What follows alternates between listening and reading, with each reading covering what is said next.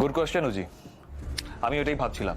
কিন্তু কি বলুন তো, সায়ন এখনো পর্যন্ত নিজের ডিটেলস যা যা বলেছে আমি চেক করে দেখেছি, কোনোটা কিন্তু ভুল না। সুতরাং এখনই সায়নকে আমরা কিচ্ছু বলতে পারবো না। ধরে নিলাম স্যার, আমি ধরে নিলাম যে ছেলেটি যা বলেছে সব সত্যি কথা বলেছে। কিন্তু আপনি একটা জিনিস কি নোটিস করেছেন? ও যা বলেছে সবটা একদম পারফেক্টলি বলেছে।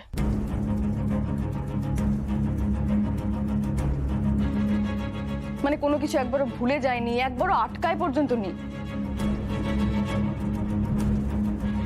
অথচ ইউজুয়ালি মানুষ যখন কোনো উত্তেজনার মুহূর্ত কাটায় তখন সব কথা ডিটেলে মনে থাকে না, কিছু কিছু পরেও মনে পড়ে।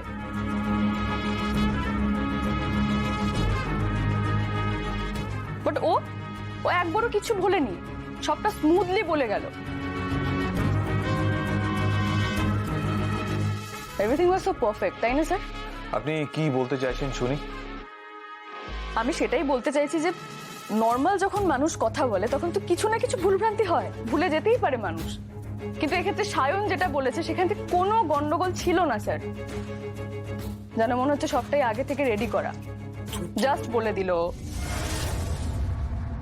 আমার কথা শোনো, তুমি কি উল্টো পাল্টা বলছো বলো তো? হ্যাঁ, তোমাকে বলছি উজি, মা যদি এই কথাটা শুনে না খুব রাগ করবে। প্লিজ প্লিজ, দেখো মায়ের কাছে সায়ন এখন ভগবান, কারণ সে আমাকে এখন বাঁচিয়েছে।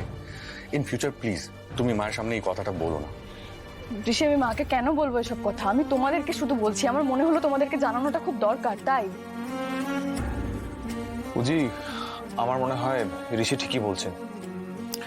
আপনার শাশুড়ি মা যখন এই বিষয়টাকে নিয়ে সেন্সিটিভ হয়ে আছেন তখন এই বিষয়ে আর বাড়তি কথা না বললেই ভালো। আমি ওই ছেলেটার উপরে নজর রাখছি। হ্যাঁ স্যার, আমারও মনে হয় ছেলেটার উপর নজর রাখা দরকার। যদি নর্থ বেঙ্গলে ঋষিকে কিডন্যাপ করে নিয়ে যাওয়া হয়ে থাকে তাহলে এখানে নিয়ে আসা হলো কেন? সেটাও তো একটা বড় প্রশ্ন। কেন জানি না, আমার মনে হচ্ছে সবটাই প্রি প্ল্যান্ড। আমাদের কোথাও একটা ভুল হচ্ছে, কিন্তু কি প্ল্যান আমরা সেটা ধরতে পারছি না স্যার। আপনি চিন্তা করবেন না, আমি ওই ছেলেটার পেছনে স্পাই লাগাচ্ছি।